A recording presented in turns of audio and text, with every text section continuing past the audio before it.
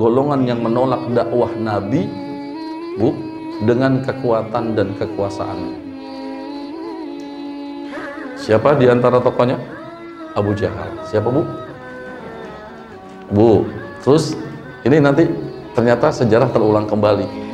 Golongan yang kedua yang menolak dakwah Nabi, nggak suka dengan ajaran Islam, nggak suka dengan dakwah. Golongan yang kedua yang menolak bukan dengan kekuatan dan kekuasaannya, tapi menolak dengan keilmuannya. Jadi menolak dengan keintelektualannya. Ada maksud? Ada. Siapa tokohnya? An-Nadhr bin Haris. Siapa? Bahkan tokoh yang kedua ini, Bu, berani nantang Nabi. Karena dia belajar ke orang-orang Persia, belajar ke orang-orang Romawi tentang kisah-kisah orang-orang terdahulu. Ini golongan kedua ya, golongan yang menolak dakwah Nabi dengan apa, Ibu? Dengan ilmuannya. Zaman sekarang ada nggak? Ada di YouTube, Bu, ilmunya dipakai buat dakwah Nabi, bukan? Bukan, buat ngeledek Islam. Ada nggak? Nah, golongan yang ketiga sebelum saya jelaskan golongan yang kedua, golongan yang ketiga, golongan yang menolak dakwah Nabi, Bu, bukan dengan kekuasaan dan kekuatannya, bukan dengan keilmuannya, tapi dengan menjadi kelompok, menusuk dari belakang, menggunting dalam lipatan, musuh dalam selimut. Golongan apa itu? Munafik. Ada nggak zaman Nabi? Ada, di zaman Nabi tuh. Nah, sekarang saya tanya, 3 golongan yang saya sebutkan yang menolak Islam dengan kekuatan dan kekuasaannya zaman sekarang ada nggak? Yang menolak dengan keilmuannya ada nggak? Yang menolak diam-diam munafik ada nggak? Bajunya Islam tapi ternyata nggak senang dengan dakwah Islam ada nggak? Ada. Ibu berarti tahu dong orangnya.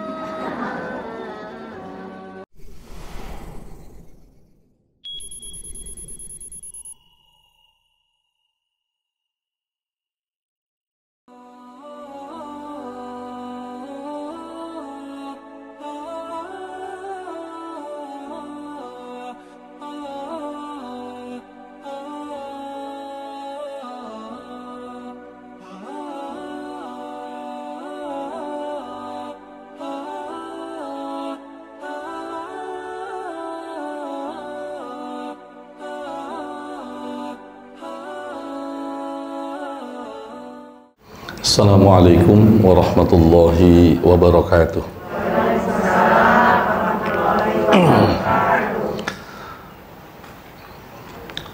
Alhamdulillah allazi allafa baina qulubina fa asbahna bi ni'matihi ikhwana.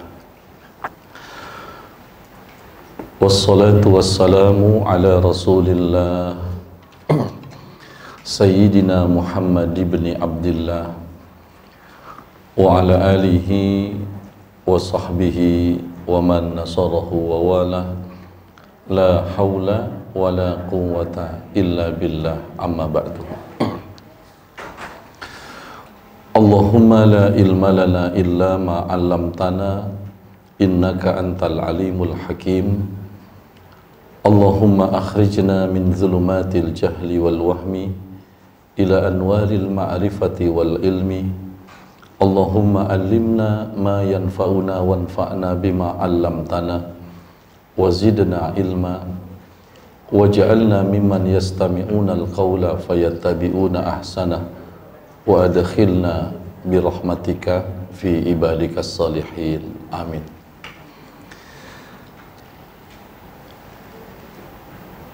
Hadirin dan hadirat sekalian, jamaah majelis Sabtu yang saya muliakan, ada beberapa kawan saya yang hadir, Haji Adi, Ustadz, dan lain sebagainya. Mudah-mudahan kita yang hadir senantiasa diberikan kesehatan oleh Allah Subhanahu wa Ta'ala, iman yang kuat, keyakinan yang mantap. Sebab dengan keyakinan, insya Allah sesuatu yang gaib akan terlihat jelas bagi kita. Sarul ghaibu ka'annahu syahadah. Oleh sebab itu rasanya saat ini tidak ada ucapan yang pantas kita ucapkan selain ucapan Alhamdulillahirabbil. Untuk pertama kali majelis ini dibuka setelah sekian lama kita tidak bertatap muka. Kalau bukan karena izin dan takdir Allah, rasanya sulit kita berkumpul di tempat yang paling disukai Allah ini. Tapi karena izin dan takdir Allah, alhamdulillah kita bisa sama-sama hadir berkumpul. Mudah-mudahan amal kita ini menjadi wirid bagi kita. Jadi dalam hidup ini kita bukan hanya punya amal, harus punya wirid. Wirid itu adalah kebaikan yang dikerjakan terus-menerus walaupun sedikit. Sebab Nabi mengatakan, khairul amal adwamuha wa in qalla. Amal terbaik adalah amal yang dikerjakan terus-menerus walaupun hanya sedikit. Mudah-mudahan pengajian ini bisa menjadi wirid bagi kita semua. Selanjutnya salawat teriring salam kita sampaikan dan tujukan kepada insan pilihan Nabi akhir zaman yang telah dipilih oleh Allah menjadi teladan bagi kita. Dialah Nabi kita Muhammad sallallahu alaihi wasallam. Sengaja dalam pertemuan ini saya akan bahas tentang Al-Quran dan dakwah. Jadi kalau kita bicara tentang Al-Quran dan dakwah, ya, tentu kita tahu ada ayat pembuka, ada ayat penutup, betul? Ya. Yang pertama tentu turunnya surah Al-Alaq 1-5. Karena dari 114 surah yang pertama turun adalah surah Al-Alaq, tapi belum sempurna, baru 1-5. Allah berfirman, A'udzu billahi minasy syaithanir rajim.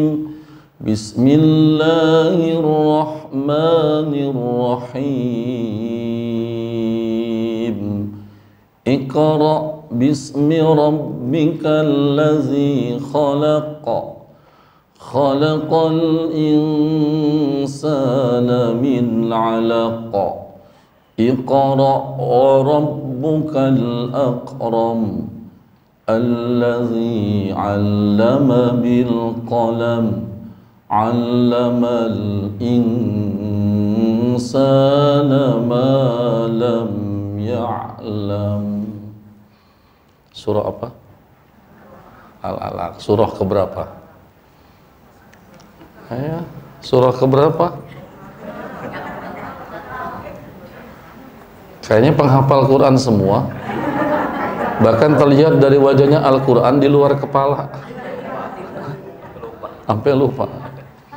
Surah keberapa? 9 berapa? Ya, alhamdulillah. Dari 114 surah Al-Alaq ini urutannya surah ke-96. Padahal turunnya pertama.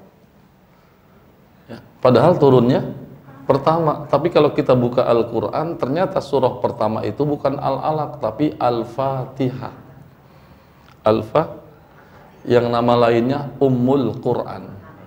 Nama lainnya As-Sab'ul Mathani, 7 ayat yang diulang-ulang. Iya, karena memang Al-Fatihah itu adalah 7 ayat yang selalu diulang-ulang dalam sholat kita. Sholat apapun, maka salah satu rukunnya adalah Al-Fatihah. Kita tidak bahas tentang arkanus sholat, kita tidak bahas bahwa Al-Fatihah adalah bagian dari rukun sholat, tapi yang kita bahas adalah surah yang pertama diturunkan adalah surah Al-Alaq 1-5. Apakah ketika surah ini turun, berbarengan dengan turunnya surah itu Allah perintahkan dakwah? Jawabannya belum. Jadi dari sini kita bisa lihat bahwa Islam itu punya aturan. Bisa kita sebut dengan strategi. Jadi turunnya surah Al-Alaq ini baru menandakan bahwa Nabi diangkat menjadi Rasul. Apa Ibu? Nabi diangkat menjadi seorang Rasul. Karena tanda di antara tanda Nabi itu, dia mendapatkan wahyu. Di antara tanda Nabi itu diberikan mukjizat. Diberikan mukjizat. Nah, dari sekian banyak mukjizat yang Allah berikan kepada Nabi Muhammad adalah Al-Quran. Mukjizat Nabi itu banyak nggak? Banyak. Tapi di antara mukjizat yang paling hebat adalah Al-Quran. Ibu, Nabi Musa punya mukjizat? Punya. Apa? Tongkat. Waktu umatnya sedang kebingungan, kekeringan, datang kepada Nabi Musa, wahai Nabi Allah, wahai pemimpin kami. Karena setelah zaman Nabi Daud, Nabi itu pemimpin juga, Rasul juga. Itu setelah zaman Nabi Daud. Sebelum Nabi Daud itu Nabi siapa? Nabi Syamuil. Ya, Ibu, di zaman Nabi Daud itu seorang nabi, dia pemimpin juga, nabi juga. Itu setelah zaman Nabi Daud. Sampai dengan Nabi kita Muhammad, nabi juga, pemimpin juga. Mana buktinya kalau nabi itu pemimpin? Karena setelah Nabi Muhammad meninggal dunia, kan kerasulannya itu sudah ditutup. Tidak ada nabi lagi setelah Nabi Muhammad, seperti yang Allah firmankan dalam surah Al-Ahzab. Ma kana Muhammadun aba ahadin min rijalikum walakin Rasulallahi wa khataman nabiyyin. Nabi Muhammad itu khataman nabiyyin, penutup. Tetapi setelah Nabi Muhammad meninggal dunia, akhirnya Abu Bakar, Sayyidina Umar, Utsman dan lain sahabat itu berkumpul. Apa yang dibahas? Siapa yang layak dan berhak menggantikan Nabi menjadi khalifah? Bukan menggantikan Nabi sebagai nabinya, tapi sebagai pemimpin. Ini bukti bahwa Nabi itu pemimpin juga, Rasul juga. Makanya dipilihlah secara aklamasi siapa? Abu Bakar. Dan buktinya lagi bahwa Nabi itu pemimpin, ketika Abu Bakar itu dilantik menjadi khalifah, beliau diperintahkan, diberikan kesempatan untuk menyampaikan pidato kenegaraan. Apa yang disampaikan ketika Abu Bakar menyampaikan pidato kenegaraan? Kata Abu Bakar dalam pidato pertamanya, pidato perdananya, ayyuhan nas, bukan ayyuhallazina amanu. Walaupun pemimpin itu beragama Islam, kita juga harus peduli dengan orang di luar Islam. Kata Abu Bakar, ayyuhan nas, wahai segenap manusia, inni wulitu walastu bi khairikum. Saat ini aku dilantik menjadi pemimpin kalian. Walastu bi khairikum, tapi aku sadar, walaupun Abu Bakar yang menemani Rasul di gua, yang menggantikan Nabi, imam, ya, tetapi Abu Bakar bilang, walastu bi khairikum, aku sadar, aku bukan orang terbaik. Fa'in ahsantu, jika aku benar, fa'inuni, silahkan tolong dan bantu. Wa'in asa'tu, jika aku menyimpang, fakawwimuni, silahkan tegur dan luruskan aku. Ini namanya pemimpin yang benar. Jika baik, bantu. Jika menyimpang, tegur. Ini udah salah, dilurusin malah marah. Ini kenapa ketawa ini kalau ngomong begini ya? Enggak, itu di sana tuh ya. Didongeng apa didongeng. Kembali Iqra. Saya kepingin disengaja jadinya supaya nanti kita ini kan tak ngaji awal nih. Ya. Jadi turunnya surah Al-Alaq, mohon maaf, baru menandakan bahwa Nabi itu dilantik menjadi seorang Rasul. Ayat itu belum serta-merta memerintahkan Nabi berdakwah. Pertanyaannya, kapan perintah dakwah, Ustadz? Jadi Islam itu orang bilang termanage, Bu, dimanage betul, ada undang-undangnya. Saya kepingin cerita begini supaya kita punya apa Ibu? Supaya kita punya standar nanti, standar kita tuh Quran. Saya kepingin cerita begini supaya kita punya standar kita apa? Ukuran kita apa? Sebab sekarang di zaman sekarang Bu, semuanya harus sertifikasi, ya kan? Di zaman sekarang tuh harus dan sertifikasi itu harus resmi dari BNSP. Apapun harus bersertifikasi, meskipun dia sudah kuliahnya farmasi, tetap kalau nggak punya sertifikat nggak laku. Maksud saya, kita sudah punya sertifikasi. Standar kita, apa standar kita?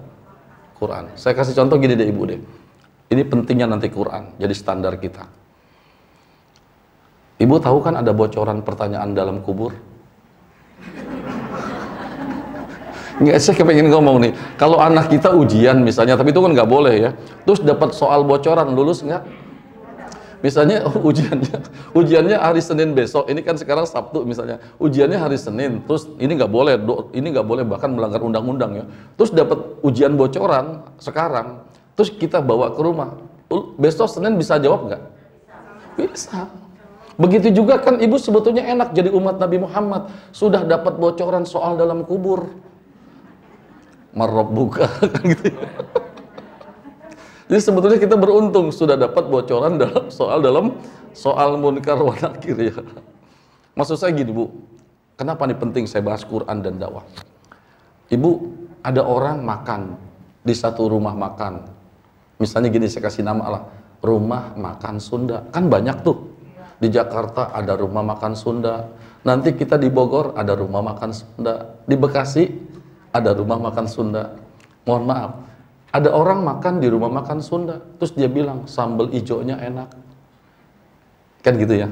Terus akhirnya dia pergi lagi ke tempat lain, ada juga rumah makan Sunda, begitu dia makan, kok sambal ijonya beda ya, kalah sama rumah makan Sunda, padahal sama-sama rumah makan Sunda. Kenapa kok rasanya beda? Kenapa? Karena nggak punya standarisasi.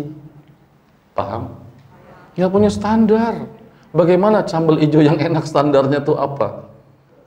Nah sekarang zamannya standarisasi. Saya kasih contoh, ada orang jual ayam dikasih merek, dikasih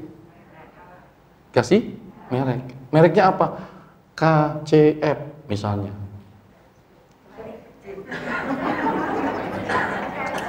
Ya misalnya kan gitu. Masa saya sebut yang benar berarti saya iklan dong. Emang saya dibayar berapa kan? Paham nggak Ibu? Paham nggak? Ya Bu ya? KCF ya. Kasih F ya. Terus kita makan tuh. Terus begitu makan kita bilang apa? Sambelnya enak. Terus kebetulan kita umroh. Kita apa? Umroh. Ketemu lagi. Beli lagi. Terus kita bilang nggak berubah rasanya. Kenapa nggak berubah? Standarisasi. Paham? Kita punya Quran. Makanya pertama Quran diturunkan itu, Ibu, ayat yang dipilih oleh Allah itu Iqra, bacalah. Apa Ibu? Sampai-sampai ketika Allah nanti perintahkan kita sholat, ternyata sebelum Allah perintahkan kita sholat, kita diperintahkan untuk baca dulu. Mana contohnya? Surah Al-Ankabut. Utlu ma uhiya ilaika minal kitabi wa aqimis sholat. Aqimis sholat apa artinya? Dirikan sholat. Nah ternyata sebelum Allah perintahkan kita sholat, utlu itu dalam bahasa Arab artinya bacalah. Bagaimana orang bisa sholat kalau dia tidak baca dulu? Bagaimana orang itu tahu Al-Fatihah kalau tidak belajar dulu? Bagaimana dia bisa mengerjakan sholat dengan baik kalau dia tidak tahu rukunnya? Bagaimana dia bisa mengerjakan sholat dengan baik kalau dia tidak tahu syaratnya? Makanya meskipun sholat itu wajib, tapi sebelum kita diperintahkan sholat, utlu. Bu, ini yang menyebabkan sebelum Rasul hijrah ke Mekah, ke Madinah, ada seorang pemuda. Sebelum Rasul hijrah ke Madinah, Bu, ternyata ada seorang pemuda yang diutus lebih dahulu. Sebelum saya hijrah, kamu, siapa namanya? Mus'ab bin Umair. Siapa? Mus'ab bin Umair disuruh sama Rasul, ditunjuk untuk berangkat lebih dahulu ke Madinah. Apa ini tujuannya? Ternyata Rasul punya tugas. Rasul punya tugas untuk Mus'ab bin Umair, bukan hanya datang sia-sia ke Madinah, tapi datang lebih dahulu ke Madinah untuk lebih dahulu mengajarkan masyarakat Madinah. Ya, bayangkan tuh. Jadi sebelum Rasulullah berangkat ke hijrah ke Madinah, Rasul pilih seorang sahabat yang bernama Mus'ab bin Umair untuk datang ke Madinah. Apa tugasnya? Mengajarkan Al-Quran dan ilmu agama buat masyarakat Madinah. Jadi ketika Rasulullah itu tiba dalam hijrahnya bersama Abu Bakar As-Siddiq, itu masyarakat Madinah itu udah belajar dulu kepada Mus'ab bin Umair. Ini Quran dan dakwah jadinya begitu. Nah, Kapan tuh perintah dakwah ibu bapak? Ternyata perintah dakwah itu diperintahkan oleh Allah setelah turun surah yang kedua. Dalam sejarahnya surah ini adalah surah yang turun kedua. Di dalam Al-Quran secara tartib surah kedua apa? Al-Baqarah. Tetapi dari sejarah dakwahnya surah yang turun kedua bukan Al-Baqarah, tapi surah yang kedua turun adalah surah Al-Muddatsir. Apa bu? Surah yang kedua turun. Turunnya juga bukan sepenuhnya, tapi turunnya hanya 1-7. Berapa bu? Udah hafalkan ayatnya? Ayo coba dibuka. Ayo bu, mau nggak masuk surga sama HP-nya? Lu pasti ketawa. Enggak, saya nggak bercanda. Sebab barang kita ini bisa masuk surga bersama kita. Mana buktinya? Bilal itu punya sandal. Sandalnya dipakai berwudu, dipakai untuk sholat berjamaah. Terus kata Nabi apa? Ya Bilal, sami'tu da'fana alaika fil jannah. Wahai Bilal, aku sudah mendengar langkah sandalmu di surga. Berarti Bilal masuk surga sama apa? Sandal-sandalnya. Baik.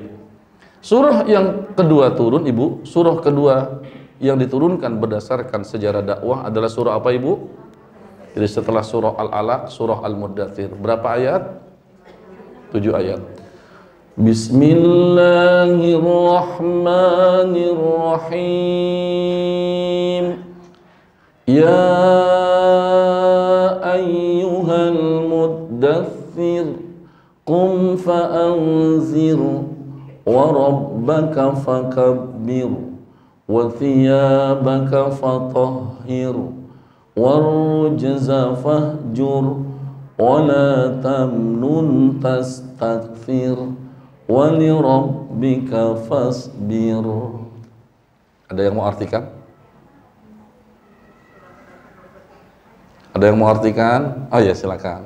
Diangkat suaranya. Oh, Ustaz, silakan Ustaz.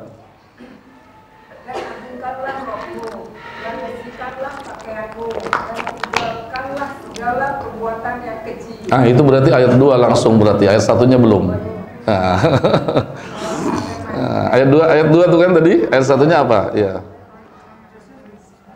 Ayat 2-nya tadi, ayat 1 dari ayat 1, silakan. Bismillahirrahmanirrahim.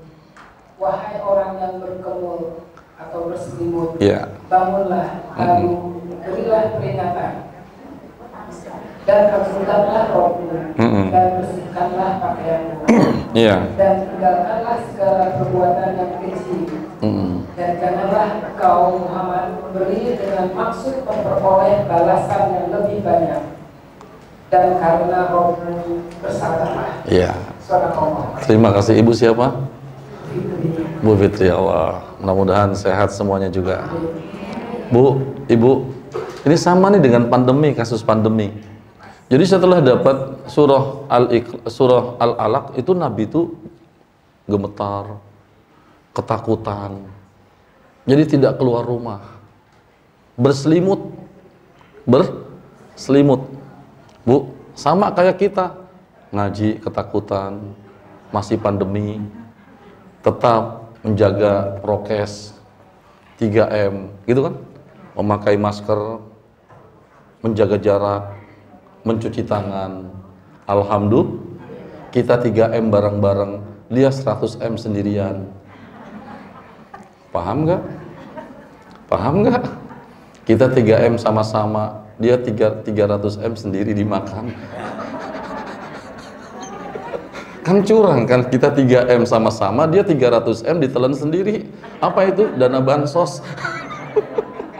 Itu namanya kan 300M, kita 3M sama-sama. Saya juga masih alhamdulillah. Alhamdulillah. Baik ibu. Jadi persis kayak kita nih, nggak mau ngaji, nggak mau pertemuan dan sebagainya. Itu nggak bagus. Nggak bagus. Nabi juga awalnya begitu, tapi kemudian ya ayyuhal muddatsir, wahai orang yang berselimut, kum, bangkit. Baru diperintahkan fa'anzir, sudah saatnya bergerak, beri dakwah. Tetapi ibu, ulama berpendapat turunnya ayat ini baru sebatas perintah ad-da'watu sirron, dakwah sembunyi-sembunyi saja. Jangan belum kuat sudah nekat, itu namanya bunuh diri. Ya.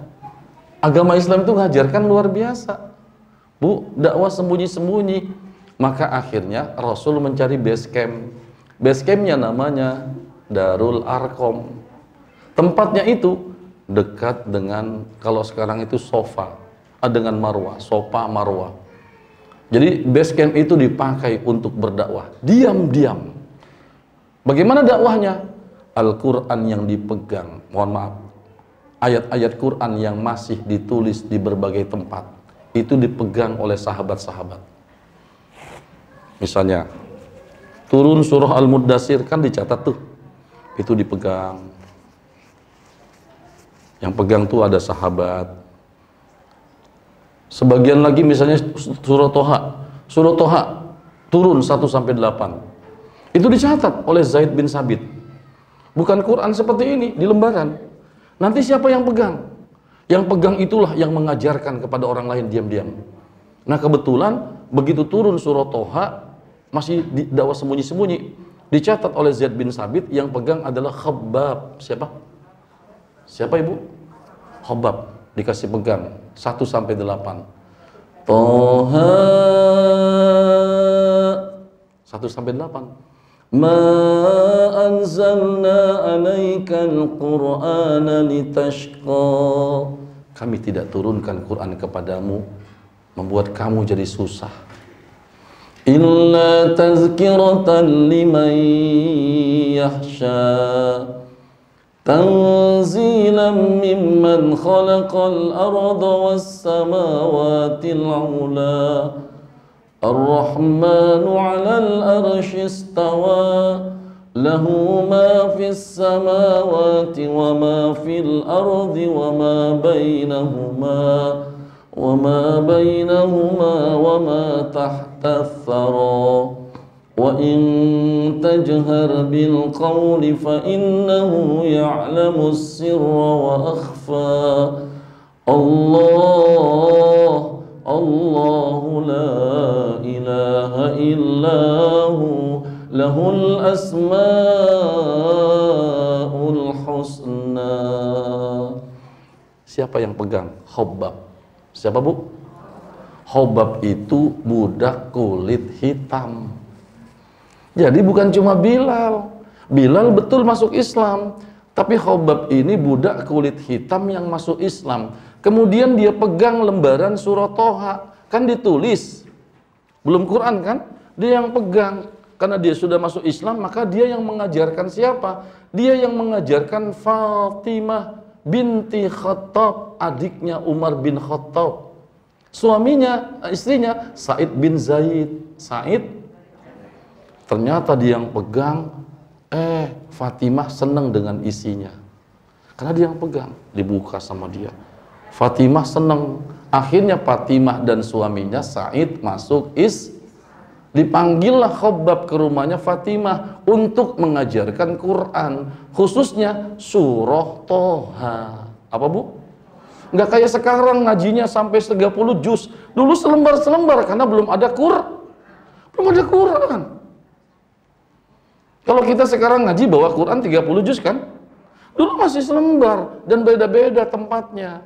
Kan Quran itu turun sampai Nabi Muhammad meninggal dunia. Mau meninggal dunia, turunlah surah terakhir, surah Al-Ma'idah.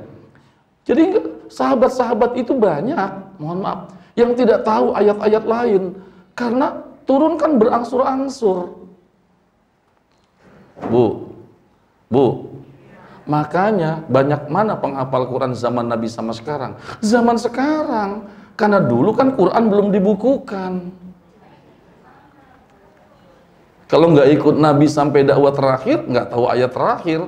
Karena surah ayat terakhir itu ayat apa bu? Surah apa? Tadi yang pertama Al-Alaq 1-5. Yang terakhir? Yang terakhir? Ayo yang bisa jawab boleh pulang duluan. Silakan.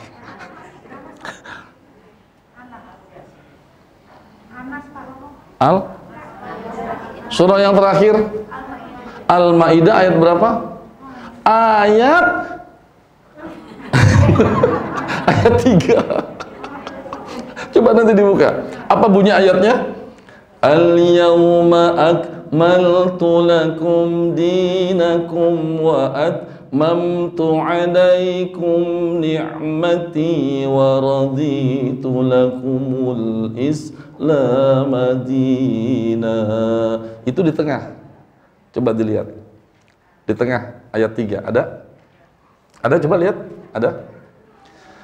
Al-yawma akmaltu lakum dinakum wa atmamtu alaikum ni'mati wa raditu lakumul Islam madina. Al-yawma, pada hari ini, akmaltu. Ini kan ayat terakhir, makanya banyak sahabat yang tidak dengar, nggak tahu. Apa itu al-yauma akmaltu lakum dinakum? Pada hari ini aku sempurnakan, kata Allah. Al-yauma akmaltu lakum, pada hari ini aku sempurnakan untukmu agamamu. Wa raditu, dan aku pun ridho Islam sebagai agamamu. Islam sebagai agamamu. Nah, ketika Khabbab itu pegang satu lembaran, masih berupa lembaran surah apa, Bu? Surah apa? Surah Toha, ya. Maka Khabbab itu mengajarkan Al-Quran di rumah Fatimah, adiknya Sayyidina Umar. Ibu tahu ketika Rasulullah berdakwah, walaupun Rasulullah berdakwah itu diam-diam, kan akhirnya ketahuan juga. Maka ada tokoh yang menolak dakwah Nabi. Siapa yang paling keras? Siapa yang paling keras? Yang menolak dengan kekuatan dan kekuasaannya? Abu Jahal. Ibu, baik ditulis. Jadi ketika Nabi mulai berdakwah, walaupun sembunyi-sembunyi, sudah muncul 3 kekuatan. Kekuatan yang pertama ditulis Ibu, kekuatan yang menolak dakwah Nabi dengan kekuatan, golongan yang menolak dakwah Nabi, golongan pertama, golongan yang menolak dakwah Nabi, Bu, dengan kekuatan dan kekuasaannya. Siapa di antara tokohnya? Abu Jahal. Siapa, Bu? Bu, terus ini nanti ternyata sejarah terulang kembali. Golongan yang kedua yang menolak dakwah Nabi, nggak suka dengan ajaran Islam, nggak suka dengan dakwah. Golongan yang kedua yang menolak bukan dengan kekuatan dan kekuasaannya, tapi menolak dengan keilmuannya. Jadi menolak dengan keintelektualannya. Ada maksud? Ada. Siapa tokohnya? An-Nador bin Haris. Siapa? Bahkan tokoh yang kedua ini, Bu, berani nantang Nabi karena dia belajar ke orang-orang Persia, belajar ke orang-orang Romawi tentang kisah-kisah orang-orang terdahulu. Makanya jika kita baca Quran, Ibu menemukan kata asatirul awwalin. Di Quran, kalau kita baca Quran, asatirul awwalin, dongeng-dongeng orang terdahulu. Itu ayat itu biasanya dikaitkan dengan siapa? Dengan An-Nador bin Haris yang berani menantang Nabi bukan dengan kekuatannya, tapi dengan kecerdasannya. Bayangkan tuh. Bahkan di depan banyak orang dia kumpulkan orang. Ayo kumpul, kumpul, kumpul. Sengaja orang dikumpulkan, dia ingin memperlihatkan kepinterannya, pragmatisnya dan hedonisnya kalau orang sekarang bilang. Kumpulkan banyak orang, terus pas orang udah kumpul banyak, dia bilang gini, saksikan, kata dia. Saya kepingin ngajukan 3 pertanyaan kepada Muhammad, kata dia nih, yang merasa udah dapat ilmu. Karena dia berguru kepada orang Persia dan orang Romawi tentang kisah orang-orang terdahulu juga, kan yang dimasukkan dalam Quran kan. Tapi dia tanya sebelum ayat-ayat kisah orang dahulu diturunkan. Kata dia, saksikan wahai banyak orang. Aku ajukan 3 pertanyaan kepada Muhammad. Jika Muhammad bisa menjawab, saksikan saya masuk Islam. Bu, Kok dia berani gitu? Sebab kata dia, kalau kamu mengaku Rasul ya Muhammad, kan Rasul itu tahu yang gaib, punya mukjizat.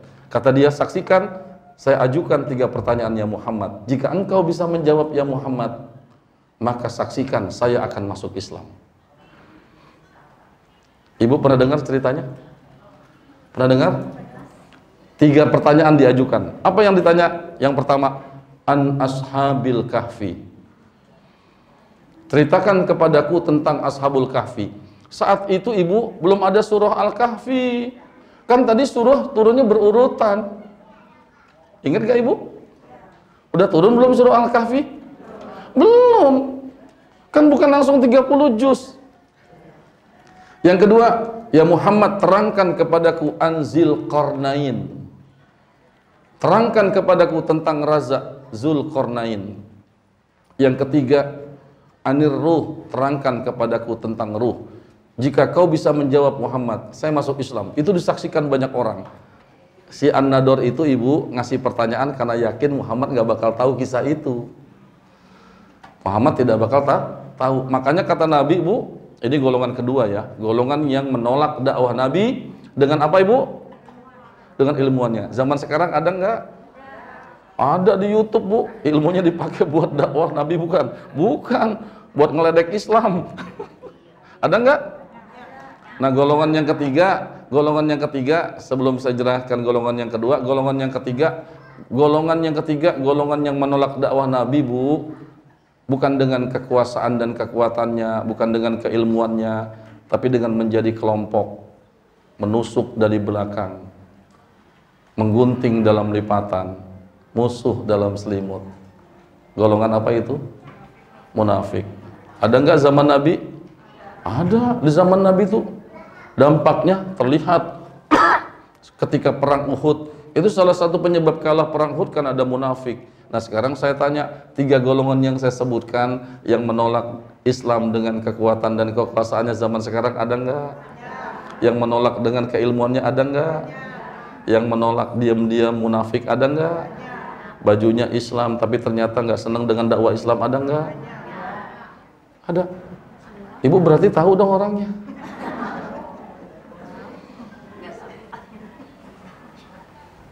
Mau saya kasih tahu orangnya bu? Tapi jangan bilang-bilang ya.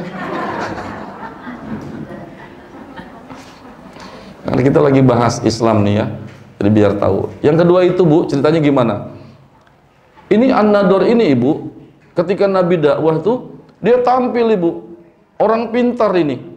Bahkan dia bilang, Muhammad, kalau bisa jawab 3 pertanyaan saya tadi, saksikan, saya masuk Islam. Terus Nabi bilang gini, U'tuni ghadan ukhbirkum. Datanglah besok, An-Nador, saya akan jawab. Nabi nganggap besok bakal turun wahyu. Iya, karena Nabi nggak bisa jawab kalau tidak turun karena Quran bukan buatan Nabi Muhammad. Bu, ternyata besoknya wahyu ndak turun.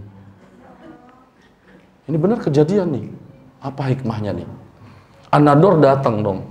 Mana jawabannya? Nabi bilang belum ada karena wahyu belum turun. Itu bukti. Bu, kalau wahyu itu bukan buatan Rasulullah. Hari kedua ibu, wahyu tidak turun.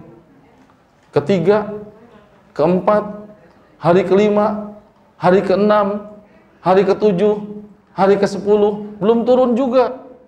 Tapi An-Nador makin penasaran. Kenapa bu? Karena dia sudah punya jawabannya. Dari mana? Belajar ke pendeta, belajar ke Persia, belajar ke Romawi. Sementara Rasulullah belum tahu Ashabul Kahfi. Kenapa? Karena Rasulullah tidak pernah belajar kepada siapapun kecuali yang mengajarkan Allah dengan turunnya wahyu. Bu, sampai akhirnya hari ke-15. Hari ke-15. Mana? Ceritakan kepadaku tentang Ashabul Kahfi. Bu, hari ke-15 Jibril turun. Alhamdulillah. Hari ke-15 Jibril turun. Apa pertanyaan An-Nador yang janji kalau bisa dijawab masuk Islam? Ashabul Kahfi.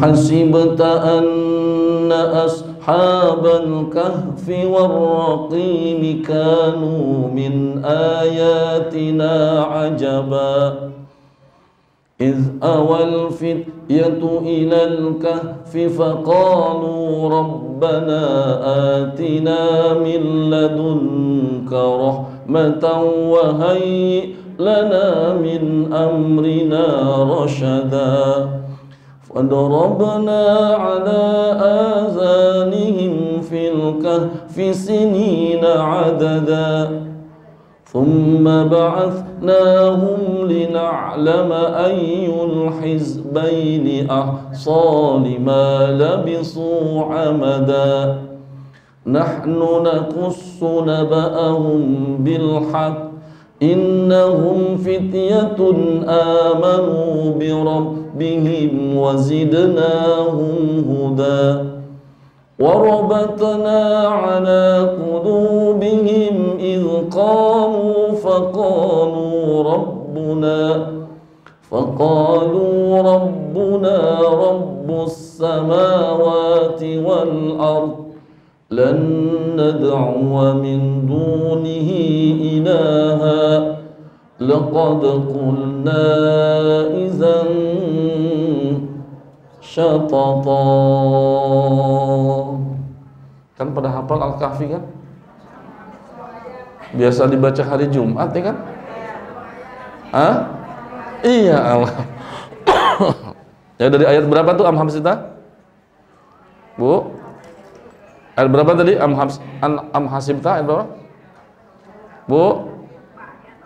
Am Hasibta ayat berapa tuh? Enggak, 14 terakhirnya yang tadi, yang Am Hasibta ayat berapa? Iya. Bu, apa yang ditanya? Iya, terima kasih. Ya. Ya, berarti buka Al-Quran, alhamdulillah.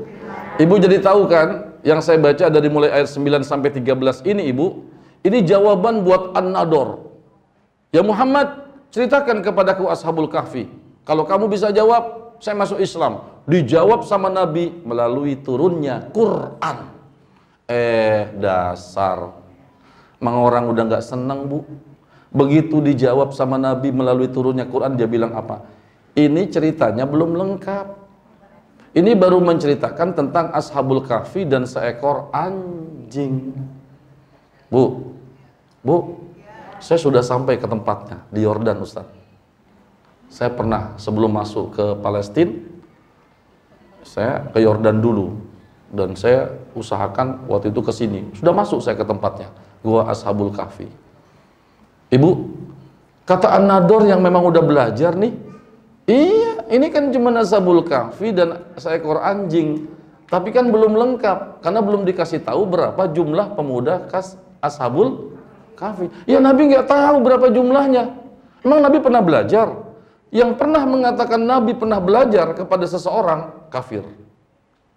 Nabi nggak punya guru kecuali Jibril.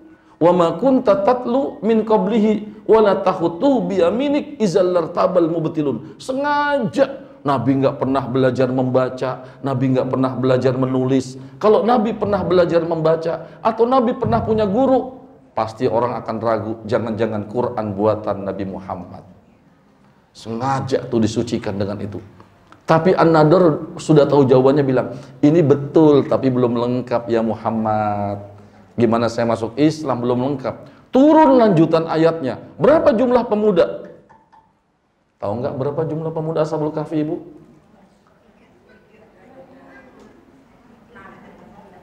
6. Jumlah pemuda Ashabul Kahfi berapa?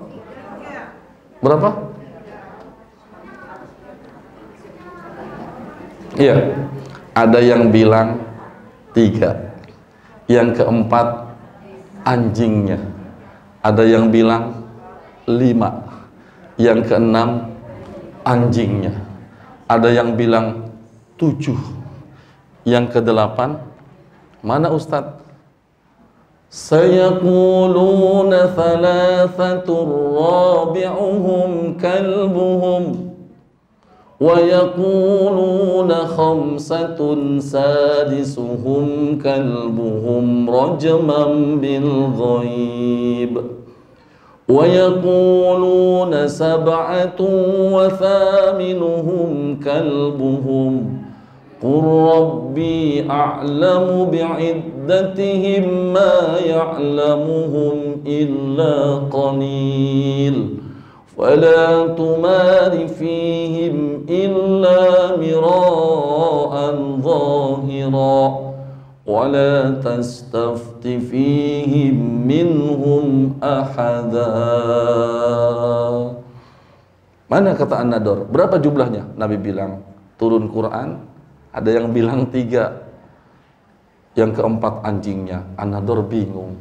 Muhammad belajar sama siapa? Quran. Dakwahnya dibantu sama Quran. Ada yang bilang pemudanya 5. Cerita yang berkembang di masyarakat. Yang keenam anjingnya. Wa yaquluna sab'ah. Sab'ah berapa? 7. Ada yang bilang pemuda itu jumlahnya 7. Wa thaminuhum kalbuhum. Yang ke-8 seekor anjing. Tapi yang tahu persis berapa jumlahnya adalah Allah.